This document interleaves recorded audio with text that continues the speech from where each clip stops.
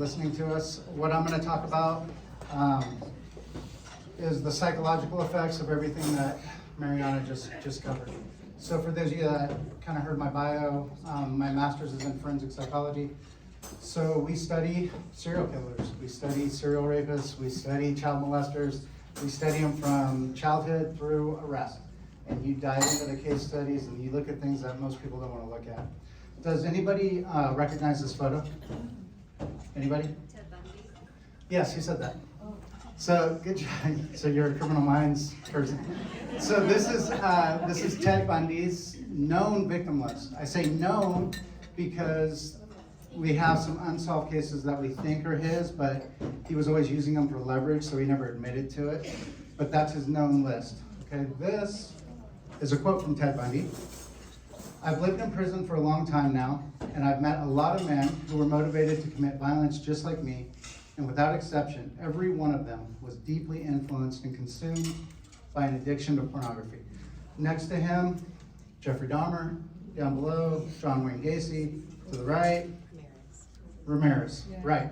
Very, very infamous serial killers, all with similar backgrounds. Now, if you've been in law enforcement, I worked in Sacramento, which is a fairly large city, so you have inner city problems, you have sexual assault cases, you have child molestation cases. You book evidence. We book pornography. We book the videos, and one of the experiences that is horrific is actually having to see that material, which I'll talk a little bit about later.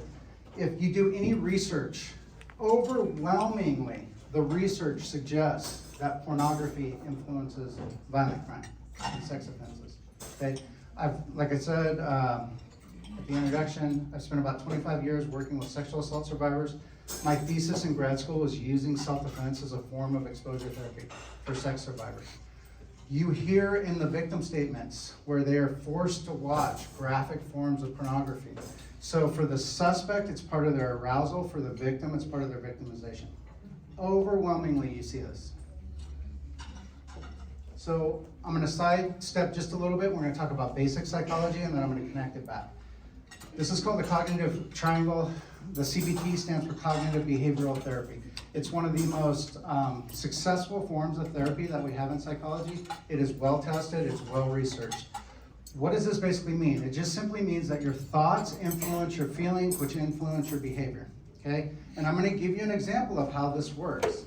It sounds simple, but it's actually complicated. This is my family, so this is a very personal example. That's my son to the right. At 10 days old, he was diagnosed with a very rare childhood cancer, bilateral retinoblastoma, which is cancer of the eyes. To the left is my daughter. She was about 4 years old, and she is now 16, and giving us all the problems that a 16-year-old would. No. Back there, stand up, Bella, real quick. Okay. So, when my wife and I were dealing with this, we obviously recognized the life or death problem with the cancer. But we also had to worry about the psychological fact, which a lot of people don't realize. Children that are exposed to long-term depression, which his cancer fight was off and on for 4 years, they have a threefold increase of experiencing depression. So we didn't want to have a child that was in remission but now depressed. We also didn't want to have a daughter that was neglected.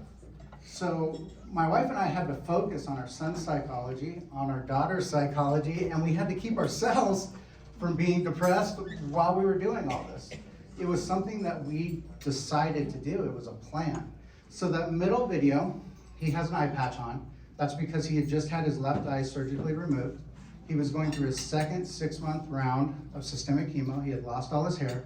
He was getting about 50 to 60 needle sticks a month with Neupogen, which keeps your white cell counts up, with blood draws, with the chemo, with all that stuff. Now, you're gonna see a toddler get a needle stick here, and I want you to think of all the times that you've been in a pediatrician's office where you've seen a toddler respond to this and watch his reaction.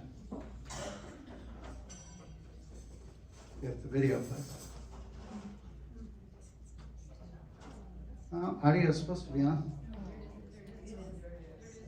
You can hear it? No, that audio is not on. So you're gonna hear him clap here. He's happy, he's smiling. Right here it's saying, yay. Okay, so we didn't get our audio connected, which that's the only video I have. But the point I'm getting at is that is cognitive behavioral therapy. You're witnessing it. That's what it looks like. You're literally changing the way that a small child feels about this horrific experience of cancer, which is changing the way that he behaves. Okay, now, that's really powerful stuff. Psychology, when done correctly, is very powerful, right? The problem is that same power that can take a kid who's going through something horrific like cancer treatment and keep them happy, that same power that can influence our first responders and our military personnel to do the courageous acts and the things that they do, can be used for evil. To the other side there, you have Philip Burrito. Does everybody know that case, J.C. Dugard? So Philip Burrito is the guy that kidnapped J.C. Dugard and kept her for 18 years, but he didn't actually keep her locked up for 18 years. There was a time where she could have just escaped. Why didn't she? Stockholm Syndrome. The psychological effect of the victim identifying with the perpetrator. Below that, Jim Jones. Got almost 1,000 people to drink cyanide-laced Kool-Aid, including mothers pouring it down the throats of their infant children. That is amazing. Below that, Dr. Earl Bradley, one of the most prolific child molesters in our society. He was a pediatrician and molested children down to the age of 3 months old in his office. All of these people use psychology. They all use manipulation. I'm going to skip over this because Mariana had the same exact quote, but, oh no, this is UNICEF. So the next one I'll skip. So this is the Children's Fund for the United Nations. Pornographic content can harm children. Exposure to pornography at a young age may lead to poor mental health, sexism, objectification, sexual violence, negative outcomes. We see this over and over and over in the literature, right? So this is the same thing that Mariana cited. I just have some different information. American College of Pediatricians. Look at the first quote. Sexual predators have purposefully exposed young children to pornography for the purpose of grooming the children for sexual exploitation. There's another presentation that I've given at the Child Safety Summit. I did a podcast with Idaho Speaks where I speak specifically on the grooming issue. It's about 40, 50 minutes long, very informative on this topic. Here you are hearing it. This is what they use that for. So let me explain the significance of this. Predators use child pornography for two fundamental reasons. There's others, but one is for their own arousal. The other is to groom your children. Right prior to grooming, to the actual molestation, what they do is desensitize your child to what they're about to do, and they need some type of source material for that. That's where the child pornography comes in. Here's the scary thing. All of this material that is now coming out is much better than child pornography. Because if you've ever had the horror of actually having to see it, first of all, what most people don't know is if you talk to brand new child sexual assault detectives, most of them spend the first couple of months of their job throwing up. It is such a visceral, guttural response that when you see some of this, when you book it into evidence, you want to vomit. It is that repulsive because the children on video are not active, enjoying partners. They look like children that are being traumatized. So from a standpoint of trying to groom a child, that actually isn't the best material. These books are.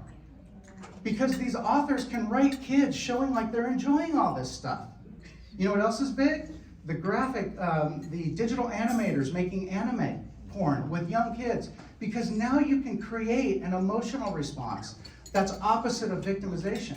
You can actually trick kids into believing that this abuse, this molestation is going to be a positive experience. The child pornography doesn't show that. That's why they have to work so hard on the relationship prior. Okay, somebody mentioned the cigarette thing, exactly right. We banned cigarette commercials with cartoon characters for kids under the same type of premise, okay? Next one, children under 12 years old who have viewed pornography are statistically more likely to assault their peers.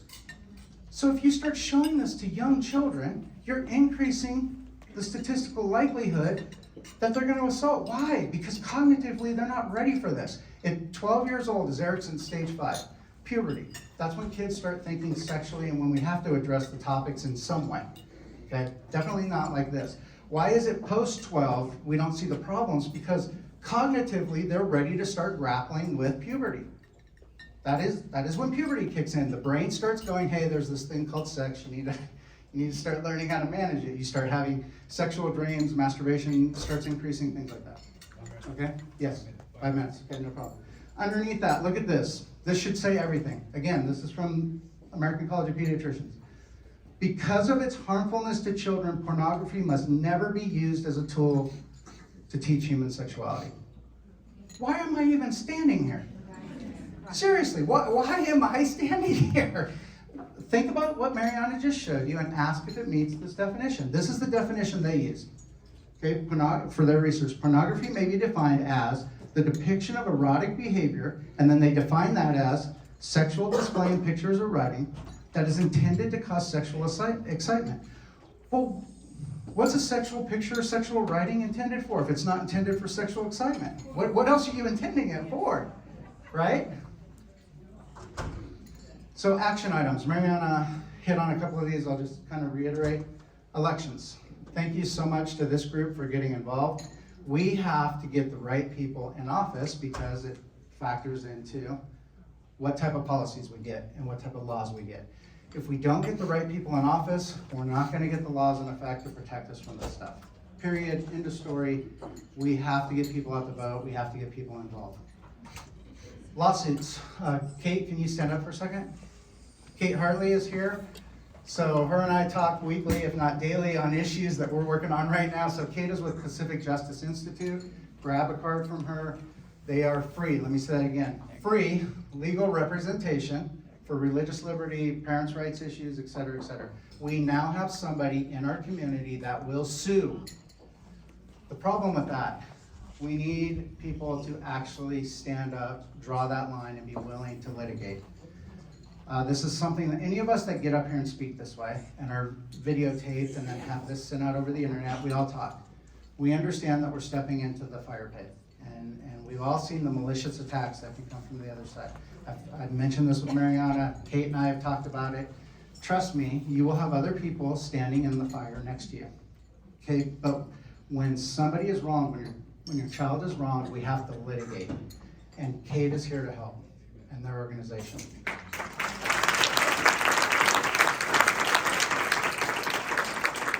Competition. Last I checked, we have about 2 million kids, roughly, maybe different, in homeschool. We got 55 million in the public indoctrination camps.